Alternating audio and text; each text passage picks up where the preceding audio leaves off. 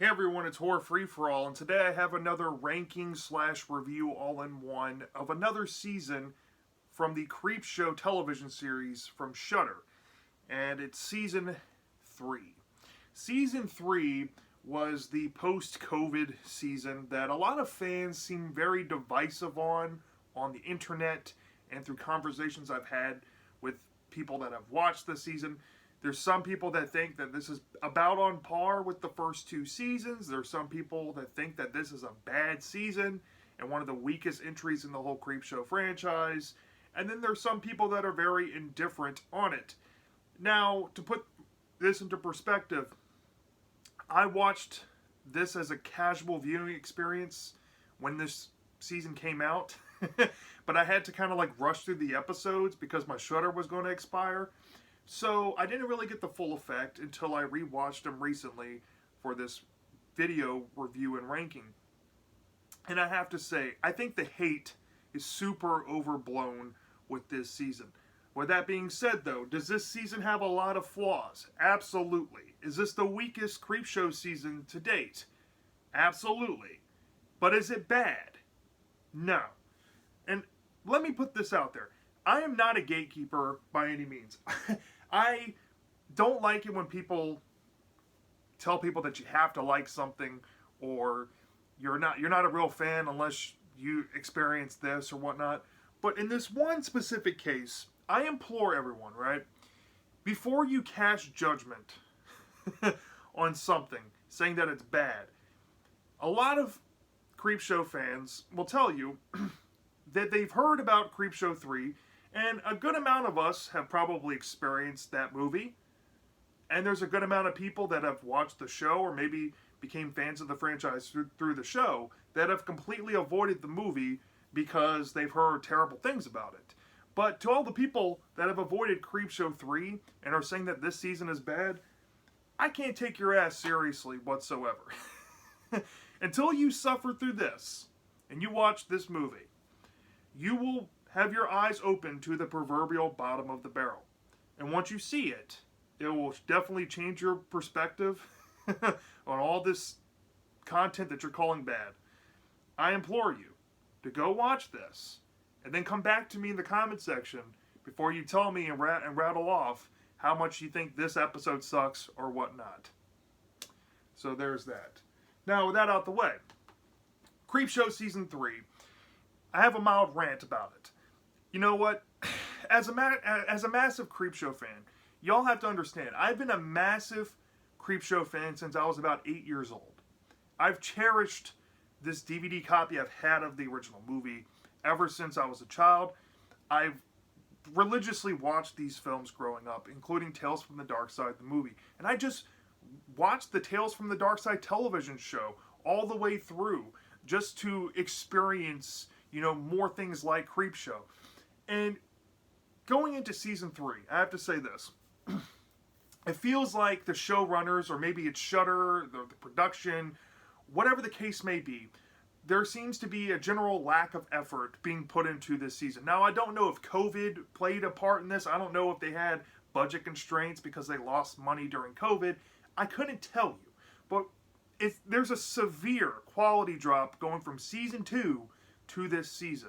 Now, there's a lot of speculation online. We've gotten an announcement for season 4, but there's no confirmed list on IMDb or any hints or any trailers or anything about this season yet, and we're supposed to be getting it this year. On top of that, we have the Image Comics Volume 2 coming out, so at least we have those, but people are wondering if the show's being kind of swept under the rug and kind of being low-key canceled. And after this season, I can kind of understand those concerns, but still, kind of not. I mean, it's a weak season, but it's still better than something like Tales from the Dark Side Season 1 or Season 2 from that show. And I will stand on that hill, okay? But there are some issues here.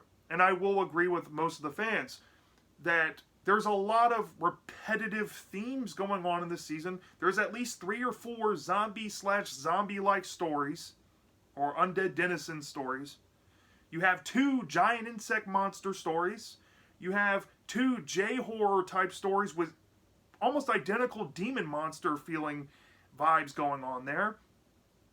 And all the original stories, or the stories that don't feel like the others, are, for the most part, the lower episodes from the season. It's a shame. It really is a shame.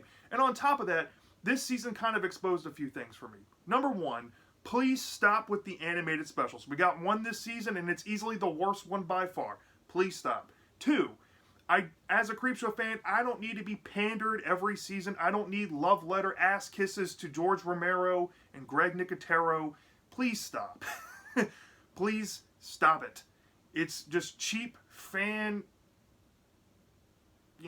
pandering. That's all it is. There's an episode here that's clearly like that. It's more overt than its past predecessors in the show, which were more subtle about it. And it's just becoming too on the nose and kind of cringe for my taste. And please, for the third thing, this is the main thing for me. Please start putting more care into making thought-provoking stories with interesting premises, maybe some cool monsters, or maybe some, if it's not, you're not going to go with the monster route, at least go with a cool story aspect to make it intriguing. Add a little bit of schlock in there. Add a little bit of comic flair to these stories. I think maybe one or two episodes actually had that comic flair that we saw in the past two seasons. Go back to basics, please. The route this show is going is a route that I just hate to see it go. Ran out the way. I have the ranking here of all 12 episode segments from, in my opinion, the worst one all the way up to the best. Or maybe I should say my least favorite to my favorite. Now I have different criteria I use for this, for these rankings. The adjectives, superlatives I use is awful, bad, meh, okay, decent, good, very good, great, and perfect. Spoiler alert, there's no perfect episode in this season, but there's also no meh, bad, or awful. Just a long stretch of decent. That should tell you something about this season. It's clearly the quality suffering here. But with that out the way, let's start off with the long stretch of the decent episodes at number 12. At number 12, my least favorite episode from season 3 is The Things in Oakwood's Past. This was a story by Greg Nicotero and Daniel Kraus, and I gave this a 3 out of 5 stars. This episode had a lot of potential. Honestly, the story isn't my issue here. It is the absolute atrocious animation to it. This is really where the show is starting to kind of lose its luster for me. They try some experimental things in season 2. We're going to do some fan service episodes. Hey, people like these. Let's make some more in season 3. But also, we do an animated special. We come back with a post-COVID budget. Hey, instead of filming an episode, why don't we just hire a cheap animator to make an episode? Because we don't have enough money to live action shoot it. That's how this comes across. And it's a shame because the story is actually a pretty good idea. This woman, she is looking into the history of this town called Oakwood.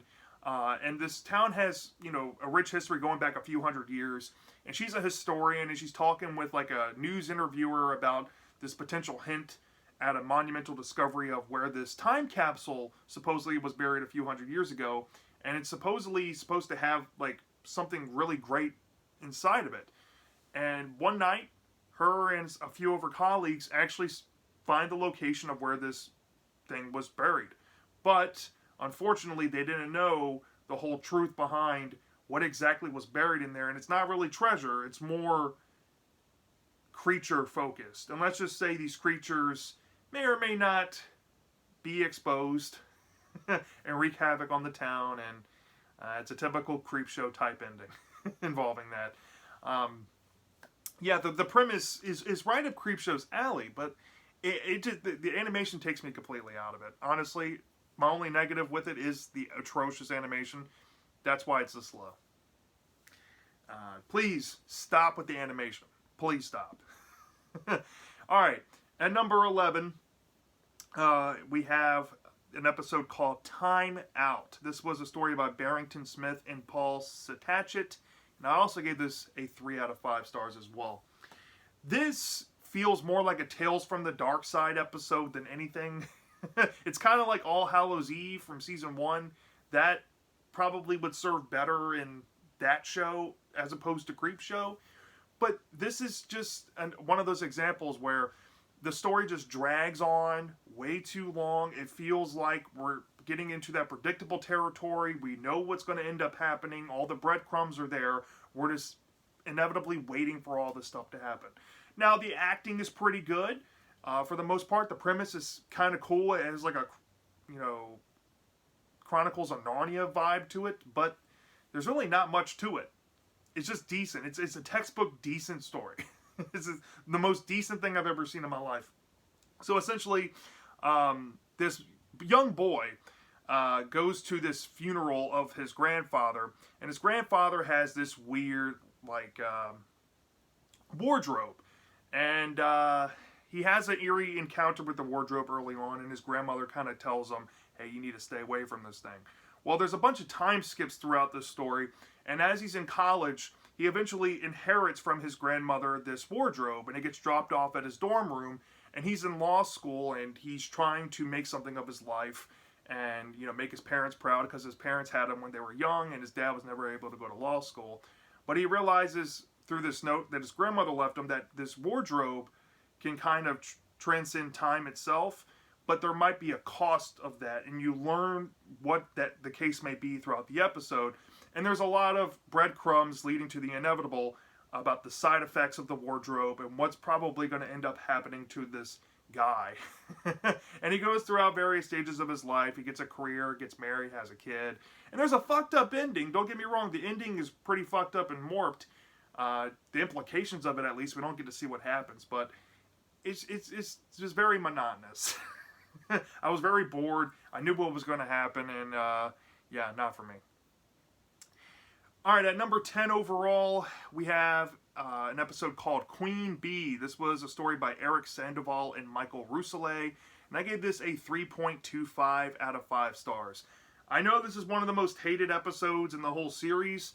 A lot of people might be scratching their heads and saying, yo, dude, you're on a different planet here. But as cringy as this story is, and as really mind-numbingly dumb it can be at certain points, the monster design here was very cool.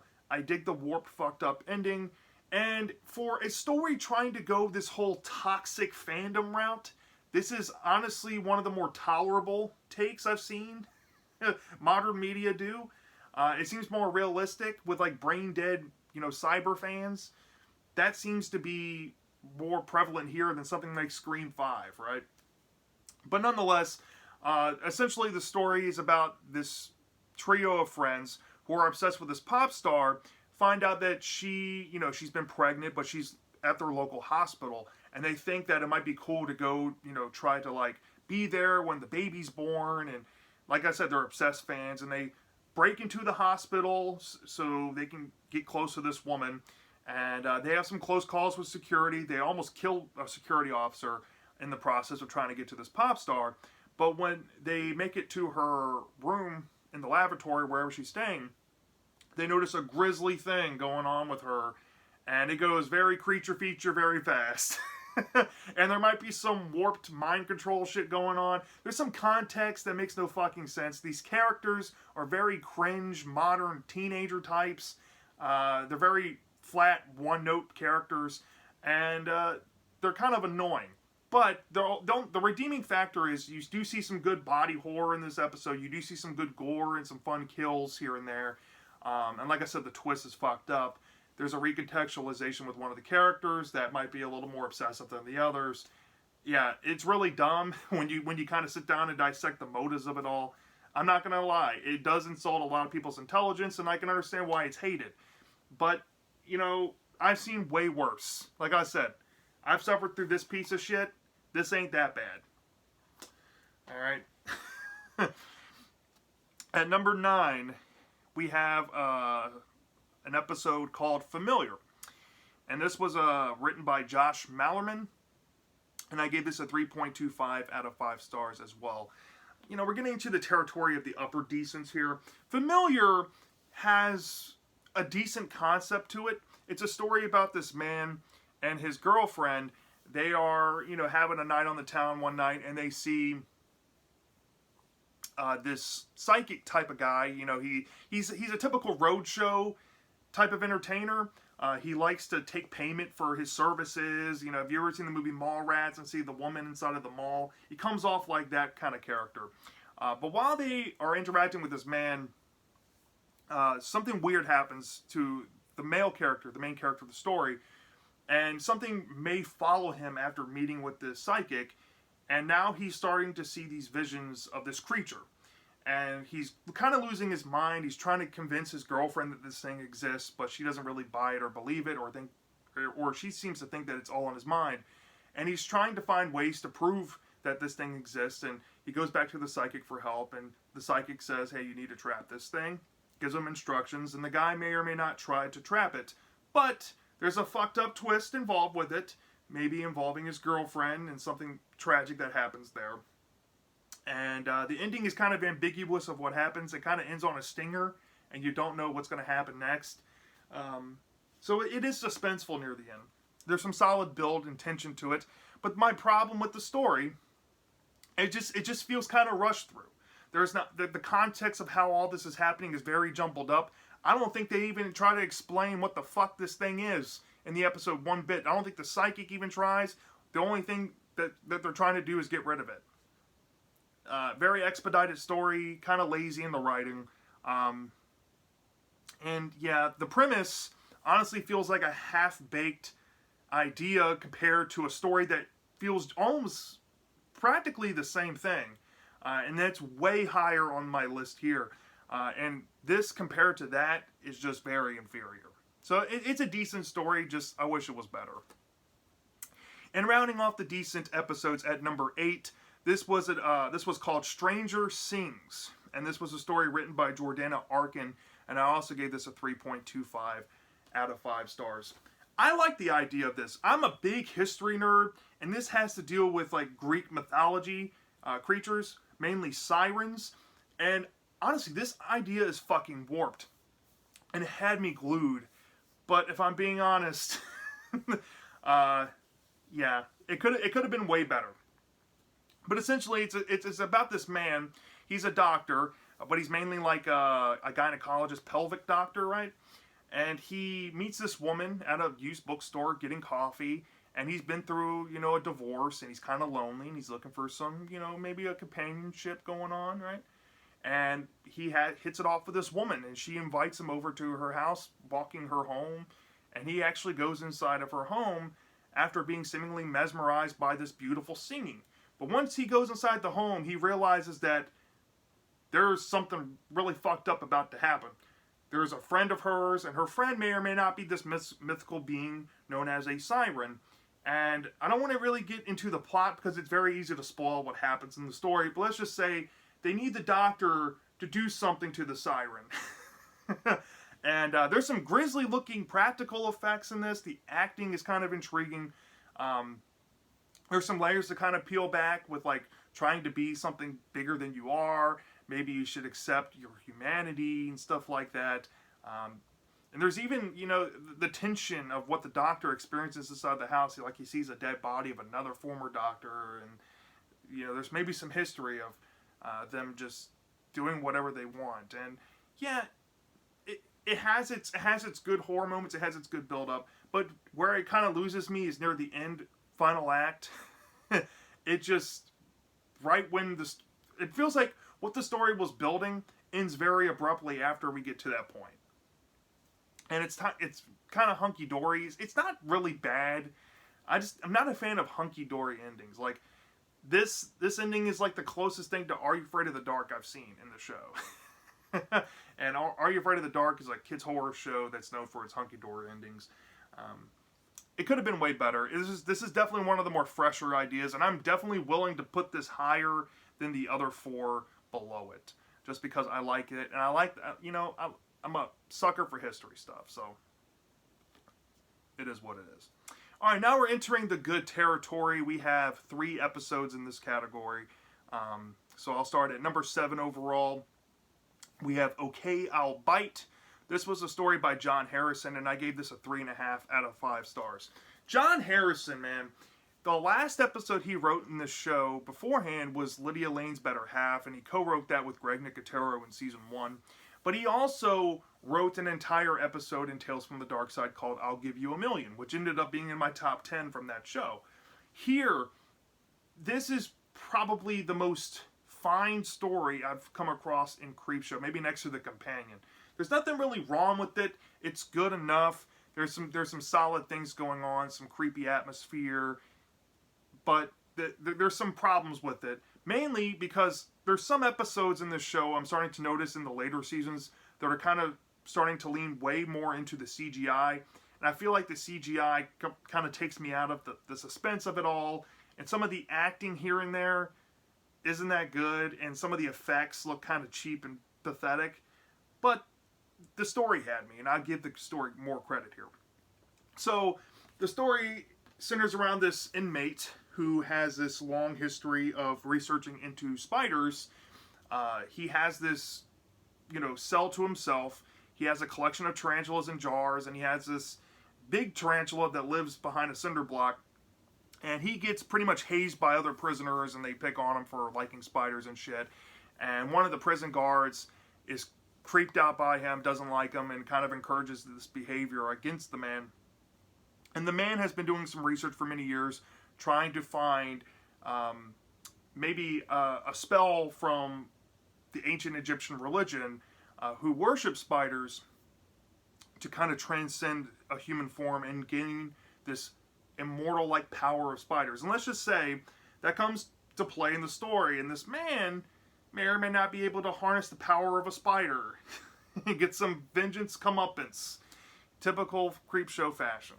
And I'll leave it there. Yeah, it's a fine enough premise. I dig the shakeup of it taking place in a jail. It's kind of different for once. But, like I said, the problems are there. It's good. It's the most fine episode I have found next to The Companion. And Old Chief Wanted Head from Creepshow 2. Alright. At number 6, this one is going to probably piss a lot of you off. And I think that this comes from the most overrated episode in the entire series. This episode comes from, this segment comes from episode 2, which I think is the most popular one from this season. Really. It's Skeletons in the Closet. This was a story by Greg Nicotero himself and John Esposito. I gave this a 3.75 out of 5 stars. In my rant early on in the video, I said I'm tired of these fan-pandering episodes. They're becoming way more overt, and it's becoming cringe. This episode is literally just giving a slobbery wet kiss on the asses of filmmakers and horror franchises from the 1980s and early 1990s, primarily around work that Greg Nicotero himself has been involved with. And there's a lot of Easter eggs here, some more on the nose and some more obscure, like you have to be a diehard fan to know. One of the biggest things is Freddy Krueger's glove is in this episode, and a head bust of the Jason Voorhees we saw in Jason Goes to Hell is in this.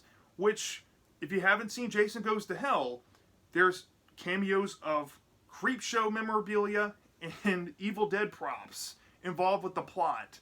Yes. So we've come full circle here.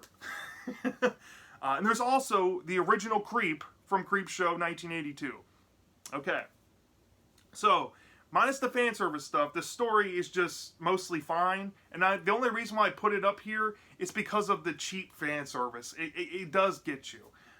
But essentially, the story is about this man and his girlfriend. They have this collection of very expensive horror memorabilia props. And one night, they are visited by this man who kind of knows some dirt of this guy who has been doing some very shady shit to get some of this props inside of his building. And he has a stipulation. He doesn't want to go to the cops, but he wants to make a trade or purchase whatever prop he has supposedly stolen in a shady way. I don't want to spoil it too much. But they're like, yeah, fuck that. And they end up potentially doing something terrible to this guy, and a bunch of stuff happens off screen, and they use the typical, we're going to comic panels to tell this part of the story. And it goes kind of in and out of animation here and there. And they do something to this man and kind of make him a part of the museum. But after doing so, we get a typical undead revenant type of story just set in this, horror museum location with all these horror movie props and shit. It's very hokey. It's very silly. It's done with old school, like, claymation effects. It looks kind of dated. There are some fun homages stylistically to Alfred Hitchcock's Psycho movie from 1960. It's just kind of like it's just a cheap story to get, fan backing and stuff. If I'm being honest, there's not much to it. I dig the setting to it. I love that James Remar's in the episode. Other than that, it's good. Kind of on the upper end. Like I said, I buy into that, but I'm just tired of seeing this shit like this. I miss season 2 episodes that were more subtle, like Model Kid, something like that. Creepshow memorabilia. You're not really pulling Universal monsters, but you're kind of paying respect to them without shoving it in our face. You know what I mean? Woulda, coulda, shoulda with this. It could have been way better, but I digress. And at number 5, easily the most overhated segment from this entire season. I really don't get the hate for this one. We have Mums. This was a story by Joe Hill, and I gave this a 3.75 out of 5 stars as well. This is easily one of the more emotional stories in this season. It has a lot more of a punch, and I really enjoyed this story. I thought the acting was incredible. I thought the idea for like an Undead Revenant story was a good change up to the Undead Revenant story. It's pretty much like an honest callback to the original 5 segments from the first movie. It has its flaws though, and we'll get into that. But essentially, the story is about this woman who has a history of like drug abuse. And she has an estranged ex-husband, or maybe her current husband. It's not really explained, but he kind of abuses her. And they have a child together, and he's like a teenage boy. And he witnessed this treatment of his mom, and he hates his biological father for this. Well, one day the woman tries to muster up the courage to take her and her son away from from his father. But the father has some help with some friends, and they decide to take her away and say that she's crazy, she's back on drugs, and she's never going to be able to get custody of the kid again. Well, something goes south, and this woman may or may not die, and the dad tries to cover it up by doing something with her body. But as the story goes along, her body, where she's buried, may or may not be becoming one with some plant life, and it goes fucking bizarre with the concepts of what these plants become, what they do. And the final act of this episode it's a typical comeuppance story, but it's fucking creative as shit. I love some of the gore to it. And yeah, it's actually a pretty solid way to wrap up the story because everybody that you want to win ends up winning. Yeah, I had a fun time with it. My only issue with it is, yeah, it's very schlocky. You got to put some disbelief at the door. It's typical to the Creepshow schlock stories that just, try to go the whole, we're going to just throw this out there. You got to buy into it. But it did have some themes going for it. I kind of wish it was deeper than what it was, but obviously you're looking at, toxicity of marriage, raising a kid, the ethics involved in that, putting it into the kid's perspective, right? How far would you go against people, like your own father, who has done something to somebody that you love, like your mother or something? It's more emotional than thematic, and I think that's why I like it. But yeah, it's my number 5 overall. Very solid story. Now my top 4 are pretty much the highlights of this season. All of these are 4 out of 5 stars or higher. And at number 4, it's a dead girl named Sue. This was a story by Heather Ann Campbell. And like I said, I gave this a 4 out of 5 stars. I had no idea. I forgot about this episode. But coming back to it, I'm like, okay, they've set this story in the same universe as George Romero's Night of the Living Dead from 1968. They even took some new segments from that movie and kind of spliced it in to kind of make it in this, make it feel as seamless as possible. And it's completely in black and white. And for the stylistic change, I like that and I can appreciate it. But for a zombie story, it's kind of bland. So essentially, it's a story about, like I said, it takes place in the same universe. But this cop, he is, high and mighty, he's forthright, he's honest. And he's leading a group of people who are, I guess, survivors. They all know that the zombie apocalypse is happening, but in this part of the story, or I guess the overall story of Night of the Living Dead at this point, they are managing to stay on top of the zombie outbreak. It hasn't gotten too terrible yet, but they do need to put some force into correcting this. And they get the hint that something may have happened to this little girl. She might have been abducted by this man during all of this, and they have to go find this man to see what happened.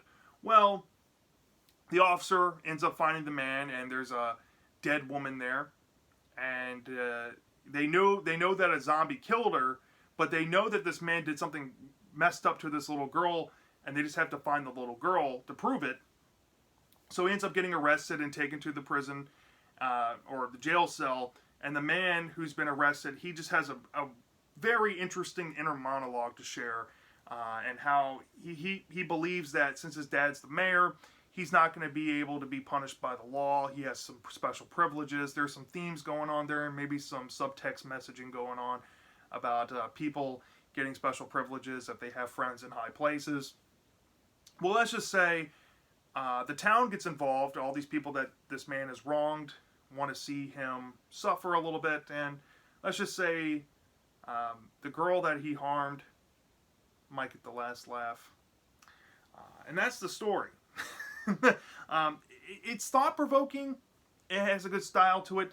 My only issue with it is that for a story coming back to the Night of the Living Dead realm, I was hoping for more zombie outbreak than what we got. This was more of just subtextual, statement about, corrupt people and politicians.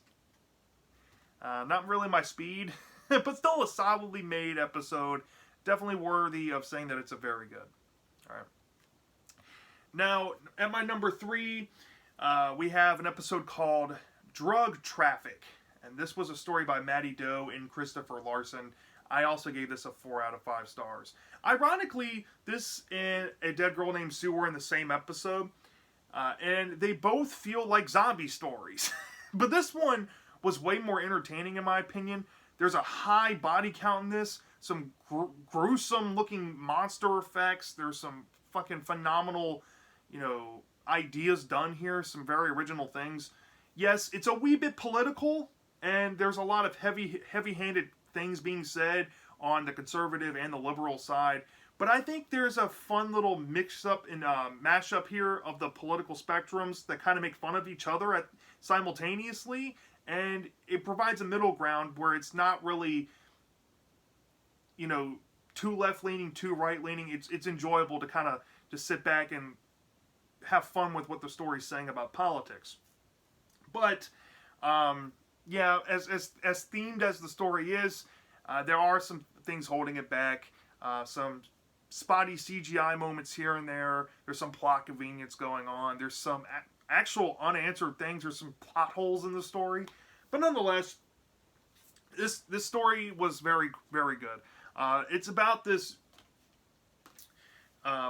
border agency, I think in between Canada and the United States. It's run by this man, and the news, national news, there's like this, electorate campaign going on, and they have been kind of honing in on, the border security and immigrant populations coming in, willy-nilly, and they're smuggling in drugs and how it's become an epidemic, and the guy is kind of laughing and brushing it off. But one day the media comes, and of course when the media comes, there's going to be some political controversy, and of course some immigrants happen to be passing by, and they have to go through, this border agency and whatnot.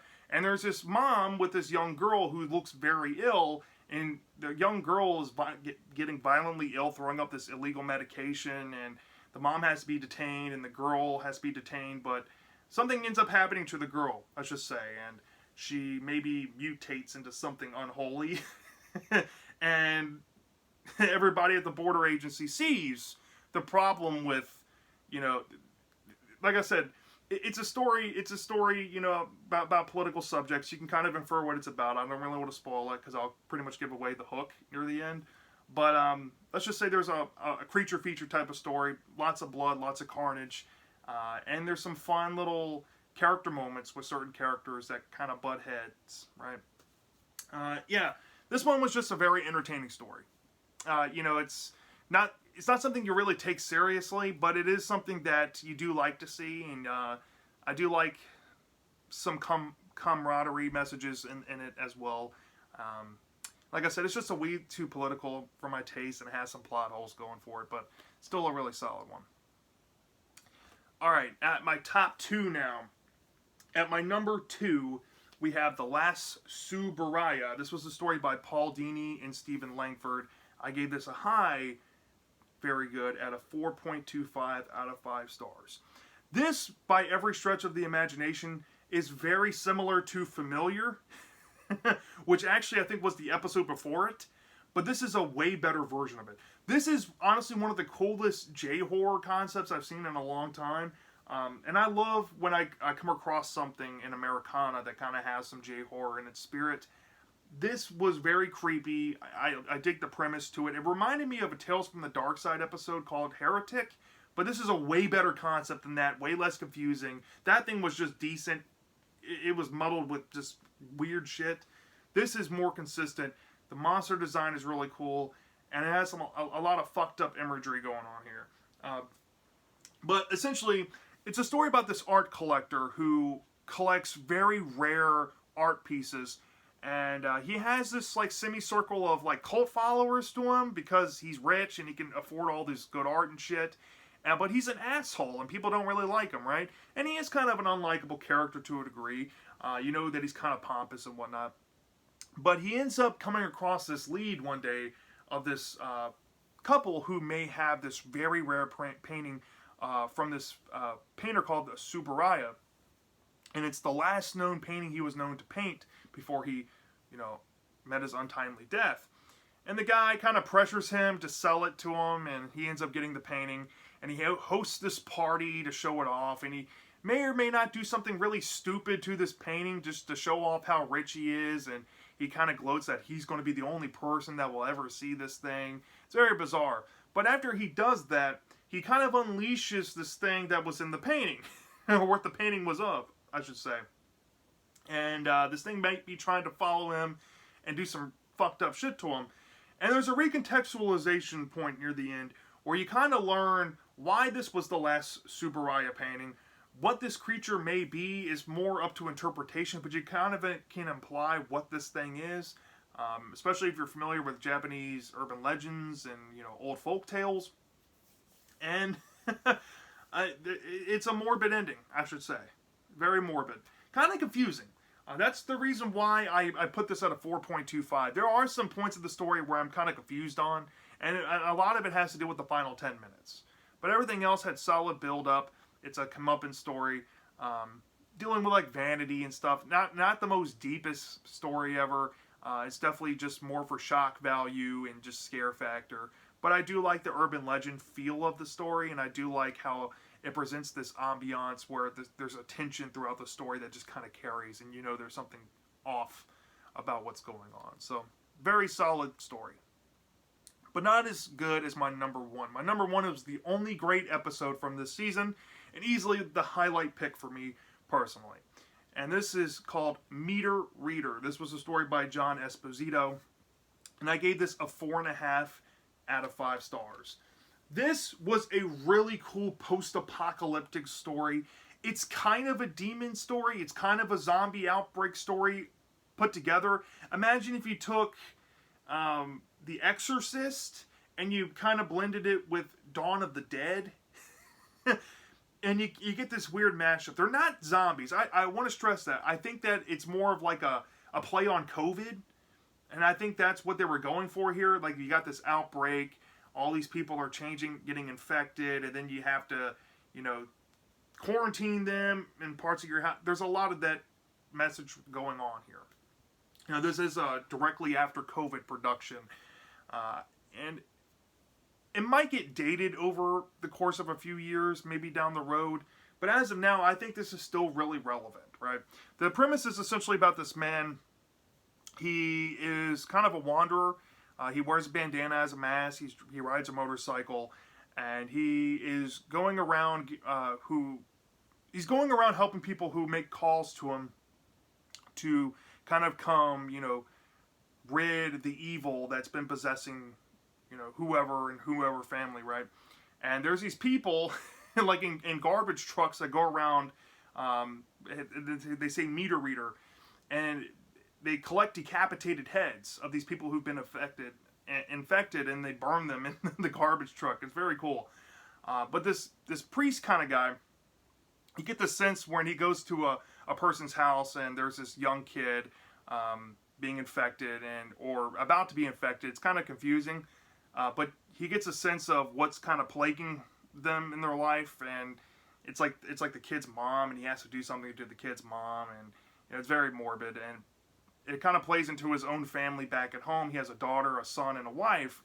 And let's just say, I won't spoil it because it's kind of easy to spoil, but let's just say this trickles down into his own family and his own legacy. And it's kind of like passing of the torch to one of his family members because something may happen to him in the episode.